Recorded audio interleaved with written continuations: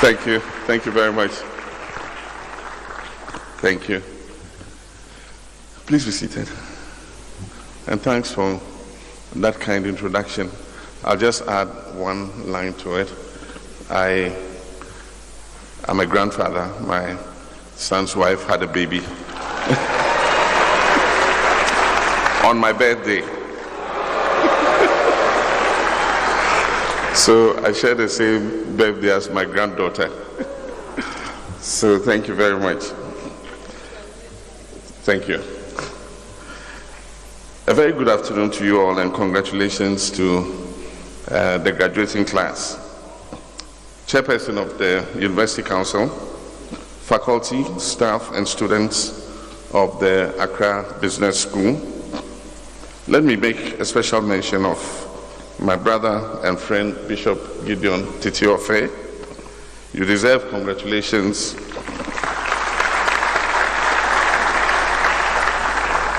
for the contribution you have made not only to our educational space, but to the development of leaders through the various programs and sessions you continue to develop.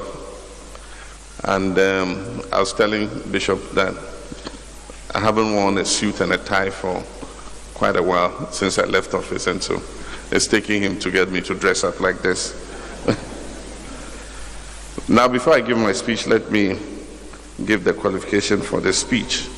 One, I'm a left of center politician. You can call me a socialist. Two, I was former president of the Republic of Ghana who lost 2 elections. And three, I'm a member of the NDC.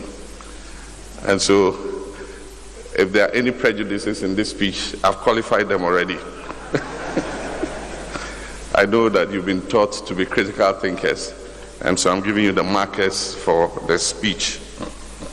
Ladies and gentlemen, it gives me great pleasure indeed to be here on a day when we are celebrating the achievement of brilliant, determined young men and women at the 13th congregation of the Accra Business School. Congratulations for the successful completion of your various programs of study. You've achieved a feat worthy of commendation and celebration. Well done, and in our local language we say, Ayiko. Let me also congratulate the Accra Business School for the incredible job at nurturing and training generations of leaders whose success in their various fields of endeavor will propel the progress of this dear country of ours. Graduation, or in some jurisdictions is called commencement ceremonies, signify not much an end to study, but a new beginning for graduates into what has become increasingly an uncertain world. You're leaving the predictable walls of study, where you have no doubt formed lifetime relationships and partnerships, educated and taught by dedicated lecturers with the support of management and the entire university community. I believe that you've been equipped with the right knowledge, skills, tools, and resources, and consequently have what it takes to excel in the open world out there. The world is waiting for you, and the stage is yours. The famous writer William Shakespeare, in his famous "All the World is a Stage" monologue spoken by Jacques, is appropriate in this context. You're all players, and you have your entrances and your exits. And one man in his time may play many parts. The part about the whining schoolboy in the monologue refers to the tribulations you've gone through in successfully completing your programs. For many, leaving the comfort of home, focusing on your studies, and forsaking all else, or in some cases combining studies with work and family, has been extremely difficult. But you made it. You have made your entrance at this stage. How many parts you're going to play until you exit, destiny will tell. Standing behind this lectern and looking at your faces, beaming with smiles, it is obvious you are ready to conquer all that lies ahead of you, notwithstanding the huge expectations and rough terrain that lies ahead. Today, you graduate from the confines of this institution and are ready to venture into a world full of uncertainty. You will no longer be under the instruction or tutelage of your lecturers, and no longer will the strictures of the rules you have had to observe while studying in this school bind you. But the guidance you received here and those rules you followed may yet make the difference between success and failure. Decades ago, I sat at my graduation ceremony at the University of Ghana with the same thoughts running through my mind as I'm sure you are experiencing now. In our time, we were excited, extremely, that what we considered the drudgery of years of academic work had come to an end. One did not have to follow the monotonous routine of studying, doing homework, and taking exams, and all that came with that. At the same time, we were filled with anxiety about what the future held for us and what will become of us in the world outside and the ivory tower of Legon. It turned out as best as my parents, my teachers, and society nurtured me to be. I'm certain many of you will go on to stellar careers and achieve amazing things once you put your minds to it.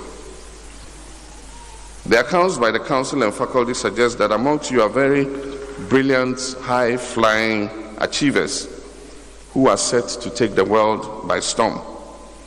And it fills me with hope looking at your bright faces that our nation stands to gain tremendously from the application of the knowledge and skills you have acquired at the Accra Business School. I'm sure you are fully aware that it takes more than academic excellence and knowledge to succeed.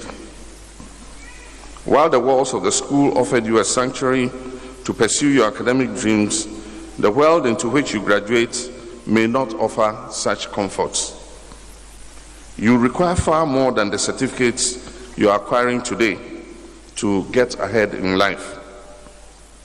In addition to your skill sets honed through carefully crafted programs you have undertaken, in addition to your skill sets honed through carefully crafted programs you have undertaken, you will require character, tenacity, integrity, perseverance to press ahead in the real world. Most of all, you need an antenna for success to guide you through.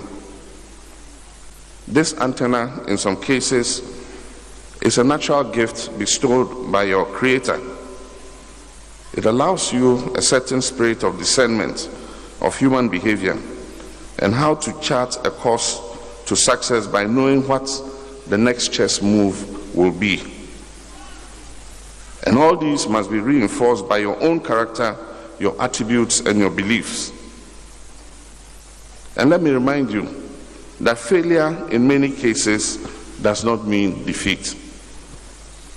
Pick yourself right up and just continue walking. Your qualities will not be recognized by imposing it on people, but by them discovering the jewel in you. With the right mix, you will achieve glowing success, and your family, community, and your country will be the richer for it. Not many people are aware of this story of my life, but standing before you as though in a lecture theater takes me back to this memory. Many years ago, having served for 3 terms as a member of parliament and minister, I took a decision to leave politics and pursue a doctorate degree, after which my intention was to return to teach in a university that had been newly established in Ghana. I believe that this life choice would have put me in the ranks of your hard-working lecturers here in shaping, imparting, and sharing knowledge with young people like you.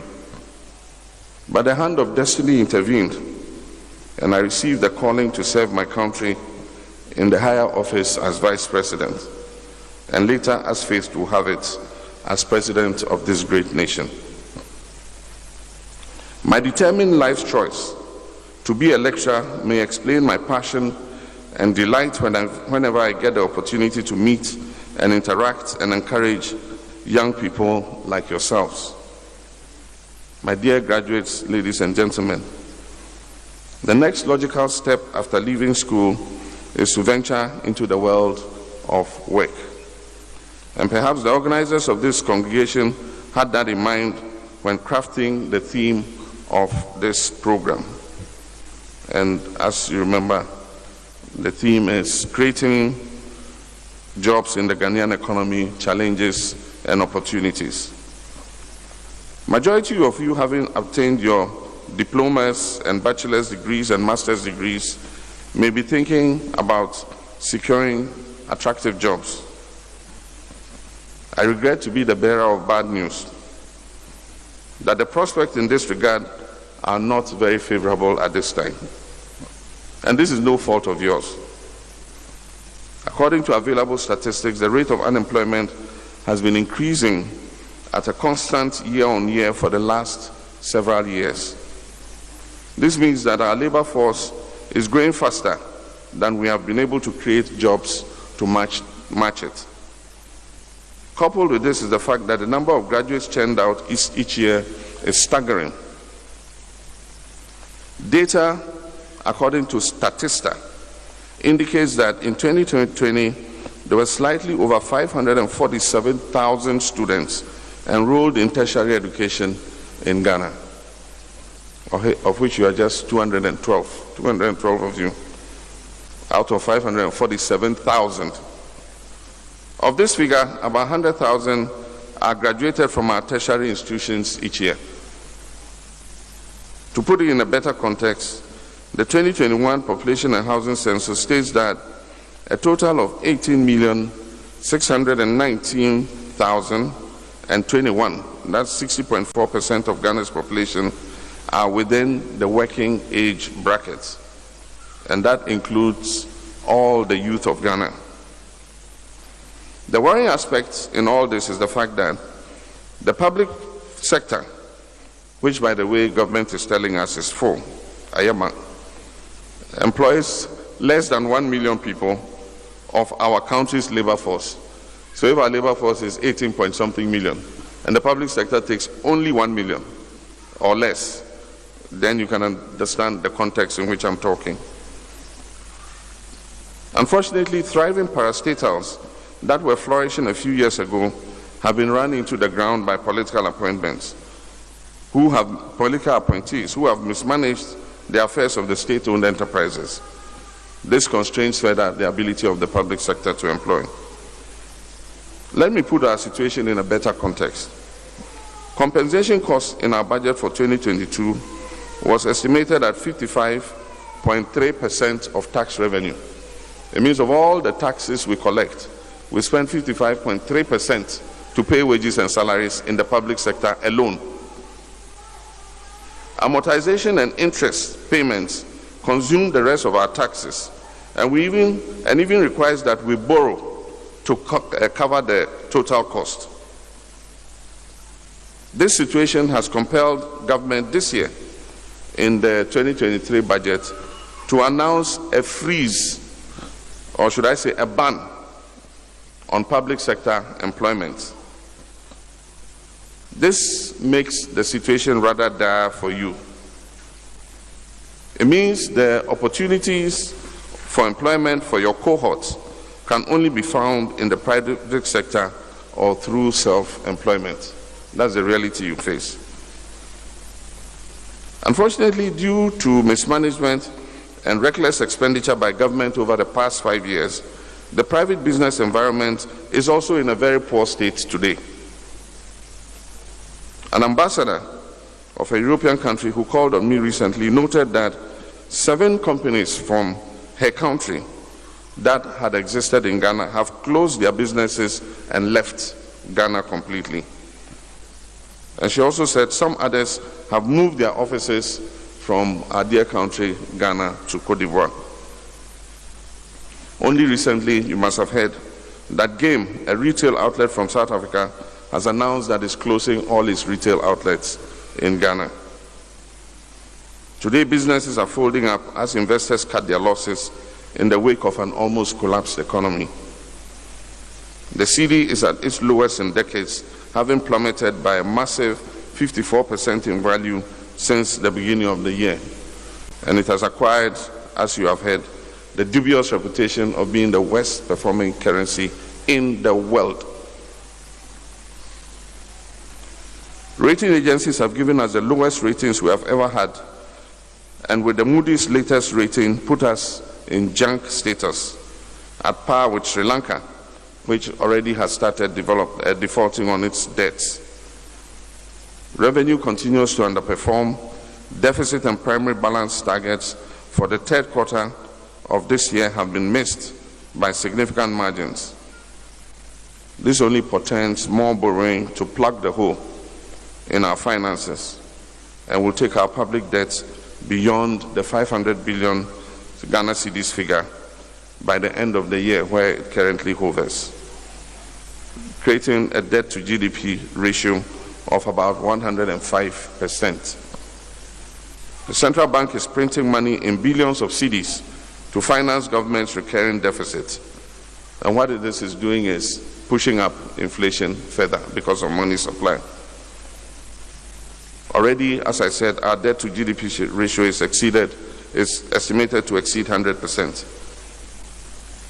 In a desperate bid to make up for the self-inflicted revenue shortfalls, VAT is being increased effectively to 21.5%, even as the 2023 budget shows the introduction of at least another 22 different tax measures. October inflation has gone up to 40.4% and appears set to rise even further in November. And this figure is even disputed, is believed to be quite higher than that. All these indices are stifling the private sector and pushing investors away. The combined effect is making life even harder for the generality of our country, men and women. But worst of all is the erosion of Ghanaian indigenous capital by some unfortunate policies of government. And the first, I dare say, is a poorly thought through banking sector clean-out. The implementation of this exercise led to a loss of almost 10,000 jobs in the financial sector. Apart from that, the economy was saddled with an unnecessary debt in excess of 22 billion Ghana cedis. This also led to a massive loss of capital that the Ghanaian private sector had invested in the collapsed banks and private investment institutions. The second is the catastrophic depreciation of our national currency, the cedi. An almost 52% depreciation in our national currency in just about a 9-month time frame means the savings and capital of Ghanaians have been devalued in real terms by that figure of 52%. So let's say if you had a capital or savings of 1 million Ghana cedis in January this year, 2022, the real value of your money today in November is 480,000 cedis. Let me put it in better context. The cedi was redenominated in 2007 at 1 cedi to $1. It took 15 years from 2007 to 2022 for the cedi to depreciate from a parity of 1 cedi to $1 to reach a ratio of 6 cedis to $1. That's the beginning of 2022. Unfortunately, due to bad handling of the economy, it has taken only 9 months for the cedi to slide from 6 cedis to $1 to 15 cedis to $1. This has severely devalued the investments and savings of Ghanaians. Again, I would say government's inability or unwillingness to pay arrears on validly executed contracts has created a debt backlog that affects financing institutions contractors,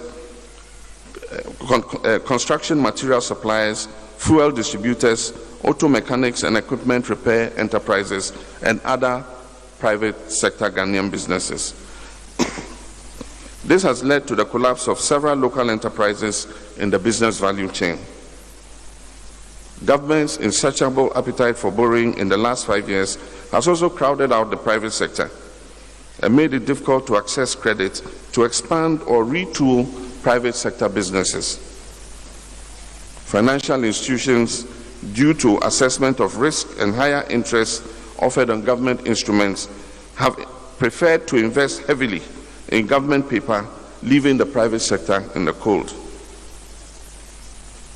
The pending debt operation to be undertaken by government is set to worsen the plight of the local private sector. While details have not yet been made known, and I hear on Tuesday it will be announced officially, so we'll know what the details are. Government's unilateral offer to pay zero interest in 2023 and a suppressed interest rate of between 5 and 10% over the next several years will further worsen the situation of the Ghanaian private sector. A worst-case scenario is the contemplated compulsory extension of maturities on government bonds and the haircut investors will have to take if they decide to cash out because they can't wait that long. And let me explain. It says there will be no haircut, but it says if your bond was mature in 2023, we won't let it mature in 2023, it will mature in 5 years' time. And so if you just decide that you can't wait for 5 years and you say, I want my money, then they say, we'll give it to you at the market value, 20% haircut or 30% haircut. So that's what it means when they say there's no haircut, but really there's a haircut if you can't wait. People have lost value on their investments and could potentially lose even more. To add insult to injury, an ordinary Ghanaian who comments on the predicament facing Ghanaians via his Twitter handle is arrested in an early morning operation and detained in flagrant violation of his rights under the 1992 Constitution. And yet, in the wake of all these disturbing happenings, government MPs and cabinet ministers seem to have no interest in appearing as the people's representatives in Parliament to debate government's own budget for 2023. Many have rather chosen and have been permitted to go on vacation, to go and cheer the Black Stars, who unfortunately lost yesterday. Somebody said it's bad the Black Stars lost, but it's good that all the ministers and MPs are coming back to come to Parliament and do our work for us. Only a handful of MPs on the minority side have shown up in Parliament this week to participate in the budget debate and defend the policy choices therein. And I dare say never has a government displayed such level of disinterest in working on its own budget at a time of great economic crisis and suffering, during which utmost seriousness and urgency are required to address the problems that we face. This represents an unprecedented dereliction of duty and responsibility, and I think the President must be putting his foot down on this. The budget itself is regrettably bereft of some of the sound alternative pathways that we as the lead opposition party and the civil society organizations offered in the last few months. In a situation as we have, raising revenue and cutting expenditure are the quickest and optimal ways to emerge from this crisis. It means while you're raising revenue, you must be cutting expenditure so that you can balance the budget. Unfortunately, in this budget, Ghanaians are lumbered with steep additional taxes and no tangible cuts in government expenditure. They just say, don't travel in Accra with your V8. If you are traveling out of Accra, you can use your V8, but don't use it in town. I mean, who's going to monitor where you use your V8 or other? Expenditure has increased significantly by almost 80 billion cedis, and there are no significant expenditure cuts that mirror the gravity of the situation we are in. It appears that we're set to live with the excessively bloated size of government, especially in the presidency. One would have thought that the size of government would be reduced to cut down expenditure. This administration is not willing to make any sacrifices. All the sacrifices are to be borne by the Ghanaian people. It is also riddled with yet more frivolous and avoidable expenditure that would have saved resources that can be channeled into more productive investments. Graduates, ladies and gentlemen, I do not intend to dampen your spirits, and I'm sure with this narrative you are all in a very gloomy atmosphere. But I rather wish to offer hope. Yes, hope. Together we can all put our shoulders to the wheel to transform our nation. And that is why you went through this training, to give you the skills so that all of us working together can turn our nation around. There's a way out of this seemingly hopeless situation that is a threat to our very survival as a nation. There are a myriad of suggestions for creating jobs in our economy, and there might be as many ideas as the 30 million population that Ghana has. And I'll be the first to say talk is cheap. And as I cautioned some people some years ago that they do not appreciate the onerous responsibility of serving in the office of the president since they had not been there before, you shouldn't just talk and think that everything is rosy. It will take a marathon of governments running a relay, as I alluded to in my last State of the Nation address, working by national consensus to come out with a development plan that is agreed to by all. One of the banes of our country is that every new government comes with a new development plan, and so we don't have continuity of plan. We must, as a nation, agree on what our plan is for the next 10, 15, 20 years, and every government that comes must abide by that plan. This development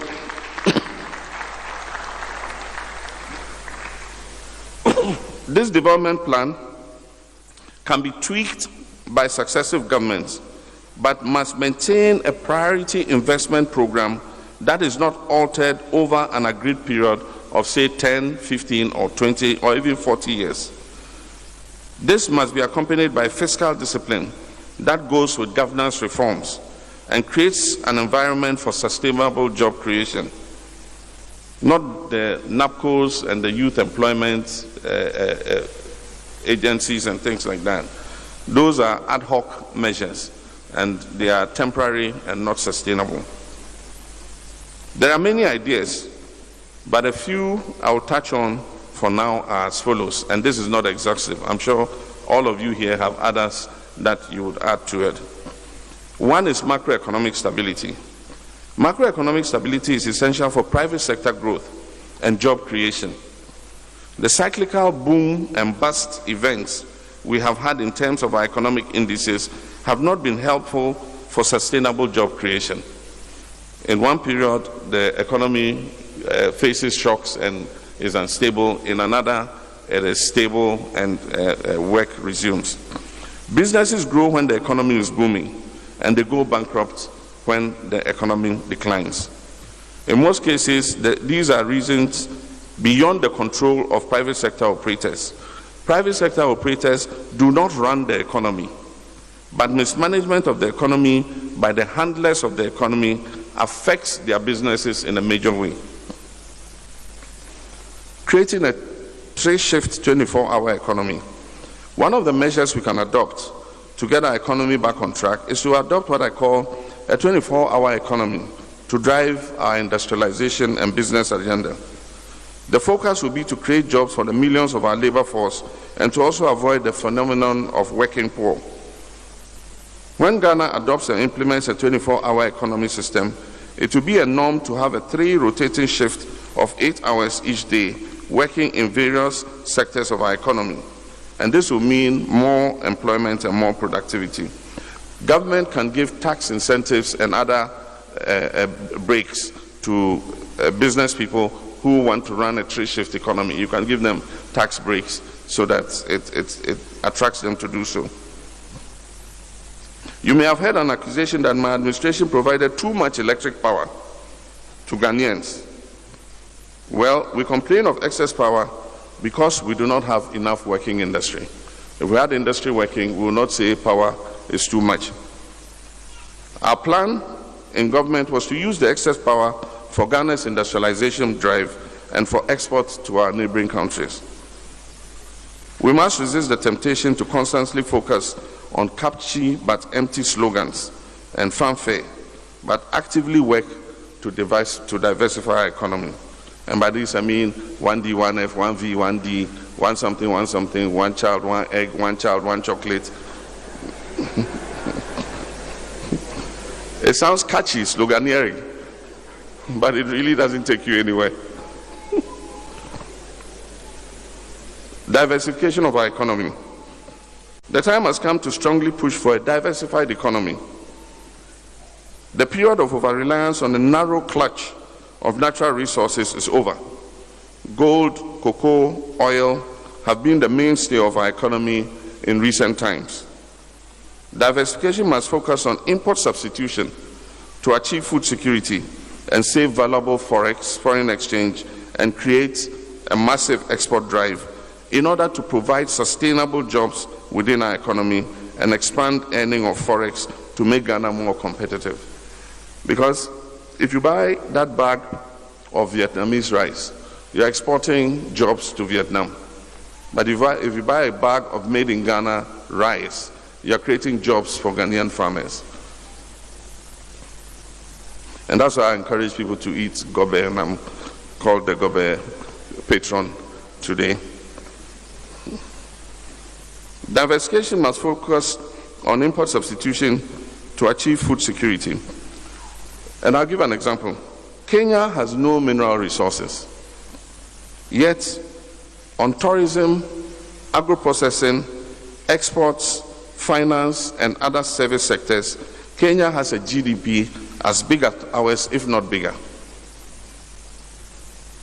We must do all we can to reduce imports so that our currency becomes stronger.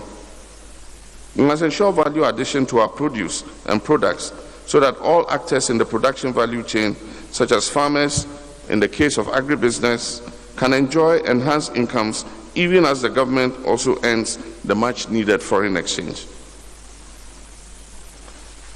We must negotiate to make more from our natural resource endowments. And God has richly blessed us with gold, manganese, bauxite, oil, virtually everything. We must fully explore the reserves of these natural resources we have. Where we have the capacity and technology, we must exploit the resources ourselves, instead of always running to seek foreign partners to exploit it for us. For businesses that have long paid off their investments in our natural resource sector, increased partnerships with the state or the Ghanaian private sector will be the preferred way forward. For new investment, a legislation that allows a certain amount of local content or participation, local participation, would be in order. For the private sector to thrive and grow, we need to fight corruption. Money saved from the fight against corruption can reduce public sector expenditure. And reduction of public sector expenditure will stabilize the macroeconomic environment and create a more predictable environment for the private sector to grow. Again, we must match academic curriculum with industry's needs. This refers to structural unemployment. Ladies and gentlemen, I wish to also propose that academia and industry have a regular forum to meet and discuss what industry's manpower requirements are. Instead of the shot in the dark approach where we just train people in all areas, we must tailor our training to suit what industry wants. There will be a reduced need to import personnel into the country to do jobs that our Ghanaian labor force should be qualified to do. In fact, it's for this reason that under the NDC administration we held the first such conversation between the Ministry of Education, academia, and industry. We also identified TVET as a vital area that could play a leading role in our envisioned economic and industrialization drive. This is why we began the retooling of our TVET institutions up to the tertiary level. As part of measures to attract the brightest and best students, we have upgraded our polytechnics into technical universities and started upgrading their infrastructural needs, invested in tools, equipment, and modern laboratories, and enhanced the level of their teaching faculties. We should have a free apprenticeship program for self-employment. For those who may not have the academic wherewithal or interest and yet have the ability to imbibe practical skills and knowledge based on our carefully conducted human resource gap analysis, we propose that government implement a free national apprenticeship program.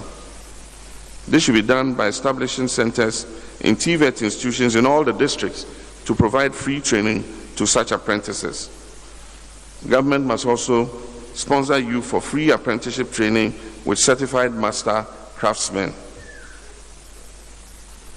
With this, instead of having young people wandering around with no prospects of employment, we would have people sponsored by the government employing themselves and earning decent incomes as seamstresses, tailors, drivers, hairdressers, mechanics, vulcanizers, welders, IT technicians, graphic designers, photographers, film producers, and other artisanal trades.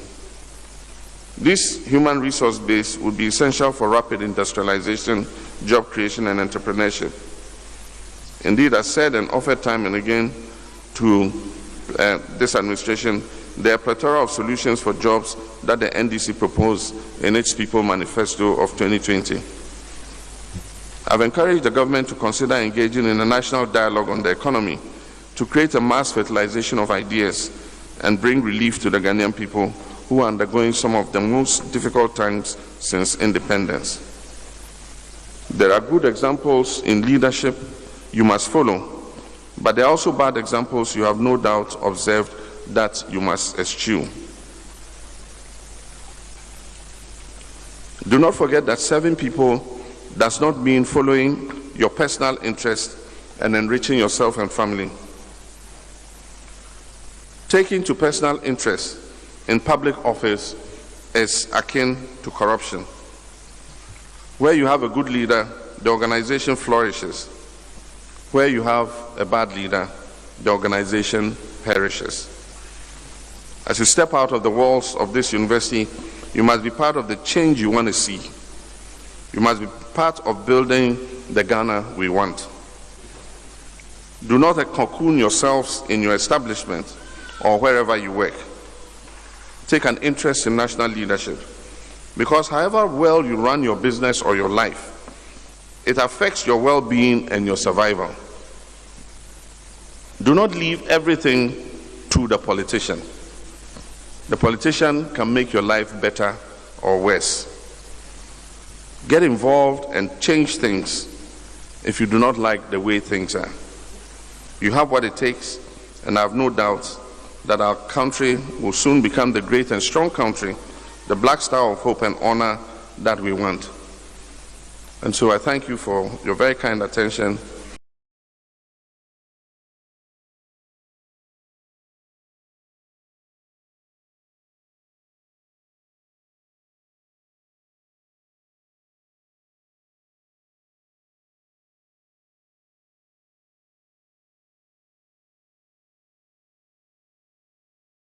And I wish to congratulate you again. And we now break for a spot of music. Then we call on Choral Essence Whatever.